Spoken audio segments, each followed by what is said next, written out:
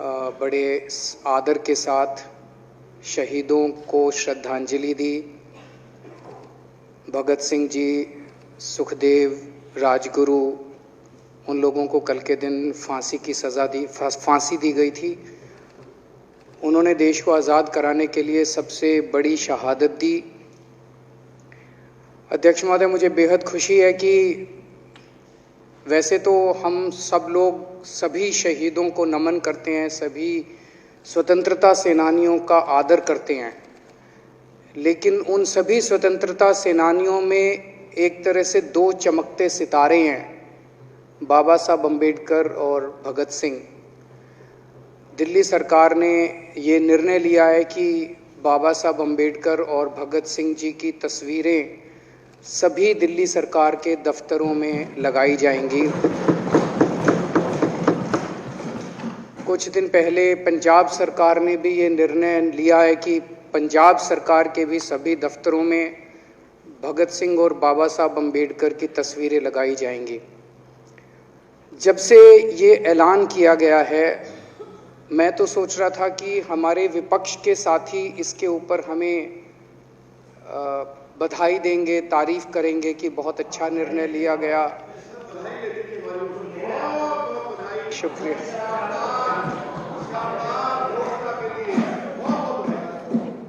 लेकिन जब से ये ऐलान किया है कि इतना, यहाँ तो कहने के लिए कह दिया, बाहर एक मिनट मेरे को पूरा, हमें इतना क्रिटिसाइज किया जा रहा है। बीजेपी वाले कह रहे हैं कि बाबा साहब अम्बेडकर और भगत सिंह की क्यों लगाई, सावरकर की क्यों नहीं लगाई, हेडगेवार की क्यों नहीं लगाई। तो मैं कह रहा हूं भाई, सावरकर की और हेडगेवार की तुम लगा लो। अब देखो, जो बोल रहे थे उसमें तो किसी ने टिप्पणी नहीं की। मैंने कहा भाई सावरकर की बोल रहे हैं, सावरकर की और हेडगेवार की तुम लगा लो, हम बाबा साहब अम्बेडकर की और भगत सिंह की लगा लेते हैं। कांग्रेस वाले चिल्ला रहे हैं, इंदिरा गांधी की क्यों नहीं लगाई, राजीव गांधी की क्यों नहीं लगाई, सोनिया गांधी की क्यों नहीं लगाई। तो हम कह रहे हैं भाई, इंदिरा गांधी की तुम लगा लो, हम तो बाबा साहब अम्बेडकर की और भगत सिंह की लगाएंगे। अध्यक्ष महोदय, मेरे को पता नहीं था ये लोग बाबा साहब अम्बेडकर और भगत सिंह से ऐसी नफरत क्यों करते हैं सारे प्रतिपक्ष के लोग। मैं आपको बताता हूं क्यों करते हैं, और खासकर बीजेपी वाले बाबा साहब अम्बेडकर से इतनी नफरत क्यों करते हैं, मैं बताता हूं आपको। बाबा साहब अम्बेडकर ने संविधान बनाया, मैं बता देता हूं आपको, आप भी सेटिस्फाई हो जाओगे।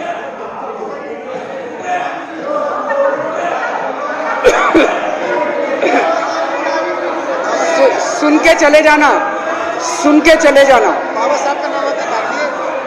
बाबा साहब का नाम सुनते ही वॉकआउट कर गए।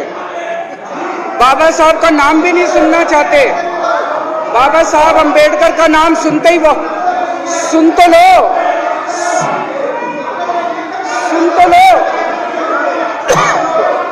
तो तमाशा, और ये सब कुछ जो इन्होंने बोला वो सच बोला। सुन तो लो।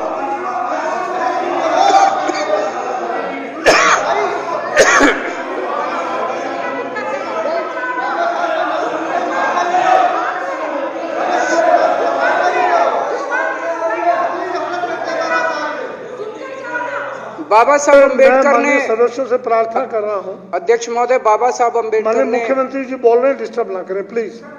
नहीं, ये कोई तरीका। सत्य कौन बोल रहा था? सत्य क्या बिजुली जी ने बोला? सब आप बैठ जाइए। अब बाबा साहब अम्बेडकर ने देश का संविधान बनाया। संविधान में लिखा उन्होंने कि भारत के अंदर जनतंत्र होगा। इस जनतंत्र के अंदर चुनाव होंगे। चुनाव में जनता वोट डालेगी। वोट डाल के जनता अपनी सरकार चुनेगी। वो सरकार लोगों के सपनों को पूरा करने के लिए काम करेगी। बीजेपी को ये पसंद नहीं है। बीजेपी नहीं चाहती चुनाव हो। बीजेपी चाहती है कि चुनाव खत्म हो जाए। चुनाव होने ही नहीं चाहिए। चुनाव गंदी बात है इनके हिसाब से। चुनाव गलत बात है इनके हिसाब से। एमसीडी के अंदर 15 साल इन्होंने जम के लूटा। लूटने के सारे दुनिया के रिकॉर्ड तोड़ दिए। गिनीज बुक वालों की मीटिंग चल रही है कि भारतीय जनता पार्टी का नाम आने वाला है गिनीज बुक के अंदर, एनसीडी का और बीजेपी वालों का। शानदार इन्होंने परफॉर्मेंस किया है। 15 साल के अंदर इन्होंने लूटने में कोई कसर नहीं छोड़ी। लूटने के बाद जब जनता में त्राही त्राही मच गई, लोग दुखी हो गए 15 साल के इनके शासन के बाद, और जनता ने मन बना लिया कि इस बार इनको मजा चखाएंगे और गुस्सा जाहिर करेंगे। चुनाव आयोग ने ऐलान कर दिया कि हम आज शाम को 5 बजे 9 तारीख को 9 मार्च को शाम को 5 बजे आज चुनाव की डेट्स की घोषणा की जाएगी। 4 तारीख को प्रधानमंत्री के दफ्तर से फोन जाता है, चिट्ठी जाती है चुनाव कमिश्नर को, चुनाव रद्द कर दो। पूरी दुनिया के अंदर आज तक ऐसा नहीं होगा कि प्रधानमंत्री सीधे सीधे चुनाव कमिश्नर को फोन करके और चिट्ठी लिख के कहते हैं कि चुनाव रद्द कर दो। इसलिए ये नफरत करते हैं बाबा साहब अम्बेडकर से। ये कहते हैं बाबा साहब अम्बेडकर नहीं होता तो जनतंत्र नहीं होता इस देश के अंदर। कल एक बीजेपी का बड़ा नेता मिला, बोला जी मैंने तो अपने बीजेपी के बड़े नेताओं को बोल दिया ये चुनाव का चक्कर छोड़ो, एमसीडी में भी एनडीएमसी जैसा कर दो। मैंने कहा इसका क्या मतलब? वो बोले जैसे एनडीएमसी में चुनाव ही नहीं होते, एनडीएमसी में केंद्र सरकार नॉमिनेट कर देती है, बोले जी एमसीडी में भी यही हो जाना चाहिए। अध्यक्ष महोदय, इनका बस चले ना इस देश के अंदर सारे राज्यों में और देश में चुनाव कराना बंद कर दें। इसलिए ये नफरत करते हैं, इसलिए बाबा साहब अंबेडकर से नफरत करते हैं ये लोग। बाबा साहब अंबेडकर चुनाव की प्रक्रिया रख के गए थे, इनका बस चले तो ये चुनाव कराना बंद कर दे। कह रहे हैं हम तीनों एमसीडी को यूनिफाई करना चाहते हैं। अरे 7 साल थे तुम्हारे पास, सो रहे थे क्या 7 साल से? कहां थे तुम लोग 7 साल से? क्यों नहीं तुम लोगों ने क्यों नहीं तुम लोग यूनिफाई करने के लिए पैसे चाहिए? क्यों नहीं तुम लोगों ने यूनिफाई किया 7 साल से? चुनाव के 1 घंटे पहले तुम लोग चिट्ठी लिख रहे हो, अब सो के जागे हो कि अब यूनिफाई करोगे। तो यूनिफाई नहीं करना, चुनाव टालने हैं, क्योंकि हार रहे हैं। मेरी हाथ जोड़ के विनती है, हार जीत लगी रहती है, कभी ये पार्टी हारती है, कभी वो पार्टी हारती है, कभी आज बीजेपी हारती है, कभी आम आदमी पार्टी भी हारती है, कभी कांग्रेस हारती है। देश बड़ा है, देश की सोचो। आज आम आदमी पार्टी है, कल आम आदमी पार्टी हो सकता ना हो। आज बीजेपी है, कल बीजेपी हो ना हो। आज केजरीवाल है, कल केजरीवाल नहीं होगा। आज मोदी जी हैं, कल मोदी जी नहीं होंगे। कोई बड़ा नहीं है, देश बड़ा है, मुल्क बड़ा है, कौम बड़ी है, समाज बड़ा है। देश को नहीं झुकने देना, देश को नहीं टूटने देना, देश को नहीं किसी भी हालत में देश पे आंच नहीं आनी चाहिए। ये लोग देश के साथ खिलवाड़ कर रहे हैं, ये लोग संविधान के साथ खिलवाड़ कह रहे हैं। हम यूनिफाई करना चाहते हैं। इन्होंने एक चिट्ठी लिख दी चुनाव आयोग को कि हम तीनों एमसीडी को यूनिफाई कर रहे हैं, इसलिए चुनाव टाल दो। चुनाव आयोग ने चुनाव टाल दिया। कल को दिसंबर में गुजरात के चुनाव हो रहे हैं। अब जनता कह रही है ये गुजरात हारेंगे। अब अगर ये गुजरात हारेंगे तो ये 10 दिन पहले चिट्ठी लिख देंगे चुनाव आयोग को कि भाई हम गुजरात को और महाराष्ट्र को एक कर रहे हैं, इसलिए गुजरात के चुनाव टाल दो। गुजरात के चुनाव टल जाएंगे। अगली बार ये लोकसभा हारेंगे, चिट्ठी लिख देंगे जी ये पार्लियामेंट्री फॉर्म ऑफ सिस्टम बड़ा खराब है, हम प्रेसिडेंशियल फॉर्म ऑफ सिस्टम ला रहे हैं, संविधान बदल रहे हैं, चुनाव टाल दो। चुनाव टल जाएंगे। ये क्या मजाक बना रखा है इन्होंने, नौटंकी कर रखी है इन्होंने। भारत जनतंत्र है, देश ये बर्दाश्त नहीं करने वाला जो इन्होंने नौटंकी कर रखी है। कहते हैं हम दुनिया की सबसे बड़ी पार्टी हैं, हम तो जी दुनिया की सबसे छोटी पार्टी हैं। फिर भी डर गए तुम लोग।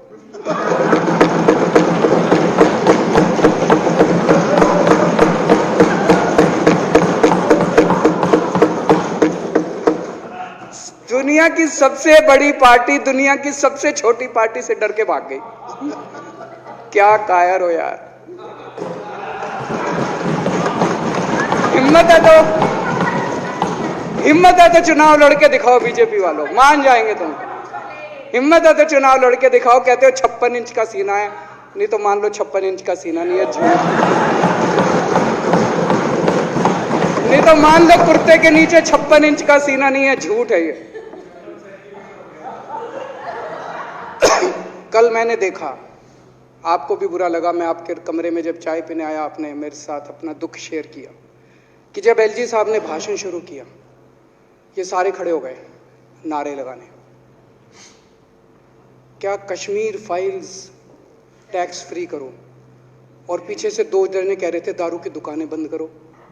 अब इनको भी नहीं पता आज नारे किस चीज के लगाने, ऊपर से आया तो था ऊपर से आया तो था।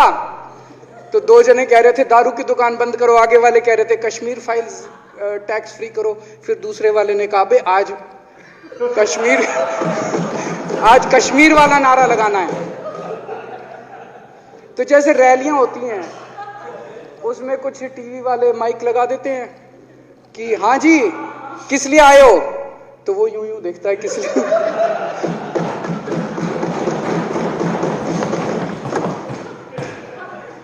क्या हाल बना दिया इनका।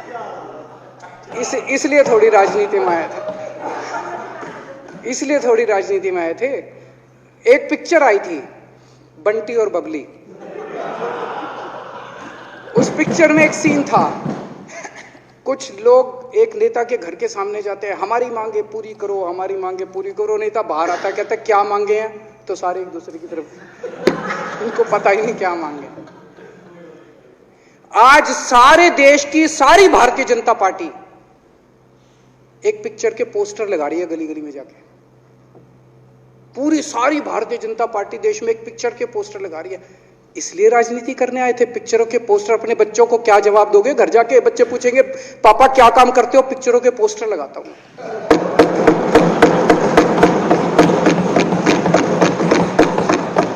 8 साल केंद्र सरकार चलाने के बाद अगर किसी देश के प्रधानमंत्री को विवेक अग्निहोत्री के चरणों में शरण लेनी पड़े तो इसका मतलब उस प्रधानमंत्री ने 8 साल में कोई काम नहीं किया, 8 साल खराब कर दिए। बताओ, विवेक अग्निहोत्री के चरणों में उनको शरण लेनी पड़ रही है, बचा लो बचा लो बचा लो। अगर किसी प्रधानमंत्री को कह रहे हैं कश्मीर फाइल्स टैक्स फ्री करो, अरे यूट्यूब पे डाल दो, फ्री हो जाएगी। टैक्स फ्री क्यों करा रहे हो? इतना ही तुमको शौक है, विवेक अग्निहोत्री को बोलो यूट्यूब पे डाल देगा, सारी पिक्चर फ्री है, सारे जने देख लेंगे एक ही दिन के अंदर। टैक्स फ्री की क्या जरूरत है? यूट्यूब पे क्यों नहीं डाल? कल एक मैंने अखबार में पढ़ा, हरियाणा के अंदर एक भारतीय जनता पार्टी का ही एक एमएलए था, उसने कहा आज मैं पार्क के अंदर इसकी फ्री स्क्रीनिंग करूंगा। तुरंत विवेक अग्निहोत्री का ट्वीट आया खट्टर साहब के, खट्टर साहब देखो ये फ्री में कर रहा है, इसको बोलो टिकट लेके करेगा।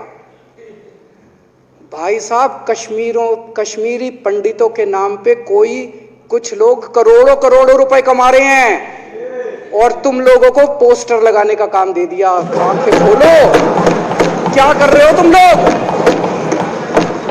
वो करोड़ों कमा गया, कश्मीरी पंडितों के नाम पे करोड़ों कमा गया और तुम लोग पोस्टर लगाते रह गए। क्या हाल बना दिया तुम लोगों का यार, आंखें खोलो तुम लोग।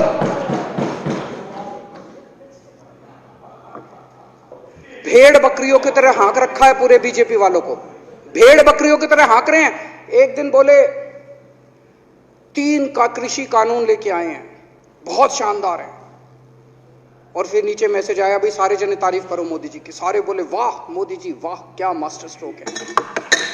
और मेरे को याद है इसी सदन के अंदर इन लोगों ने उन 3 कानूनों की खूब तारीफ की थी, बोले क्या मास्टर स्ट्रोक है और क्या शानदार कानून लेके आए। 1 साल के बाद फिर आया भाई 3 कानून वापस ले लिए, बोलो फिर तारीफ करो मोदी जी की, भाई कानून बेकार थे मोदी जी। क्या इसी सदन के अंदर इन लोगों ने इतनी बेशर्मी, दिमाग पे ताला लगा रखा, इन्होंने कहा वाह मोदी जी वाह, क्या 3 कानून खराब थे आपने वापस ले लिया, देश को बचा लिया। क्या मास्टर स्ट्रोक, ये क्या हाल बना दिया आप लोगों का यार। फिर थोड़े दिन बाद बोले भाई दारू की दुकानों के खिलाफ करो, फिर सारे जने दारू की दुकान बंद करो, अब दारू ठीक हो गई दिल्ली में? आजकल तो शोर नहीं करते तुम लोग। अब कश्मीर फाइल आ गई, पहले कृषि कानून, रोज काम दे रखा है तुमको, कुछ ना कुछ ऊपर से आ जाता है, काम दे रखा है। अब दारू की दुकानें। मेरा एक ही निवेदन है मेरे बीजेपी के साथियों से, आप तो अपने ही हो, आप तो सब अपने, मेरे छोटे भाई बड़े भाई बिदुरी साहब तो बड़े भाई है मेरे, आप तो सारे अपने हो यार। थोड़ा सा देश के बारे में सोचो यार, थोड़ा देश के बारे में सोचो। हिटलर भी जो था वो कम से कम अपने चमचों को नौकरी देता था, रोजगार देता था। इतिहास उठा के पढ़ो, उसने रोजगार तो दिया था, इन्होंने क्या दिया आपको? आपके बच्चों को नौकरी दी? आपके घर में कोई खाने पीने का इंतजाम करा? आपकी बिजली का इंतजाम करा? केजरीवाल काम आता है आपके? आपके भी घर की बिजली फ्री कर रखी है। दिल्ली के 12 लाख बच्चों को नौकरी दी है मैंने, स्कूल ठीक कर दिए, अस्पताल ठीक कर दिए। आपके घर में कोई बीमार हो, केजरीवाल दवाई पहुंचाता है, मोदी दवाई नहीं पहुंचाता। केजरीवाल काम आया। मैं बीजेपी के सारे कार्यकर्ताओं से कहना चाहता हूं, थोड़ा सा दिमाग खोलो। बीजेपी के सारे सपोर्टर्स को कहना चाहता हूं, थोड़ा सा दिमाग खोलो। ये भेड़ चाल बंद करो, भेड़ बकरियों की तरह हाँक रहे हैं ये आपको, ये सब बंद करो। दिमाग खोल के सारे जने बीजेपी छोड़ के आम आदमी पार्टी में आ जाओ।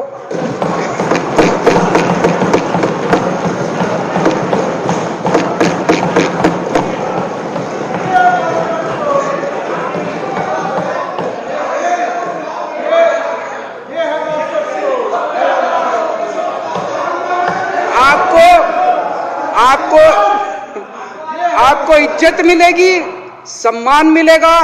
आपसे कतई झूठे नारे नहीं लगवाएंगे। राष्ट्र निर्माण में आपको साथ लेंगे हम, राष्ट्र निर्माण करेंगे आपके साथ मिलकर। ये पोस्टर भी नहीं लगवाएंगे झूठी फिल्मों के। और जो भी करना हो, कम से कम यार ये पिक्चर का प्रमोशन करना तो बंद करो। ये गंदे लगते हो तुम लोग, अच्छी शोभा नहीं देता आप लोगों को। यार आप अच्छे आदमी हो, कुछ करने आए थे राजनीति में, कहां पिक्चर के पोस्टर और प्रमोशन करने में लगा दिया। कल एलजी साहब की स्पीच पूरे देश ने सुनी। एलजी साहब को एक तरह से केंद्र सरकार का नुमाइंदा माना जाता है। एलजी साहब ने भी हमारी सरकार की कितनी तारीफ करी।